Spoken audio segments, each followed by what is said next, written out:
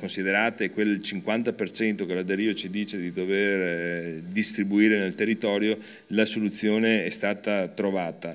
Dall'altra parte il mio impegno andando in regione, se ci riesco ovviamente, è quello di dare una svolta per dare una risposta. Questa è la rassicurazione dipendenti della provincia di Leonardo Muraro dopo la scelta di correre alle regionali come capolista per Treviso nella lista Tosi. Nessun dietrofront rispetto a una settimana fa, spiega ora Muraro.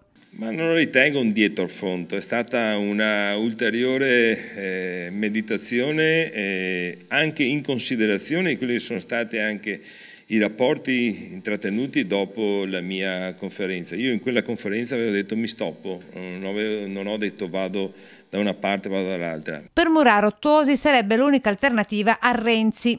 Un progetto politico ampio che va oltre le regionali. Muraro che non ha alcuna intenzione di dimettersi dalla carica di presidente della provincia. Non so se posso sospendermi, ma rimarrò presidente come un presidente candidato, come ce ne sono tanti. L'eventualità è quello che io dovessi essere eletto, si sarebbe portata a regime come tutte le altre province del Veneto, in quanto entro 60 giorni dovrei indire le elezioni di secondo livello dell'ente provincia. Le spiegazioni in conferenza stampa alla presenza di Tosi e di Mirko Lorenzon, capolista per Razza Piave. In provincia non cambierà niente, adesso aspettiamo, il 31 maggio si voterà, poi saranno i veneti naturalmente che diceranno a chi votare e come votare. Insomma.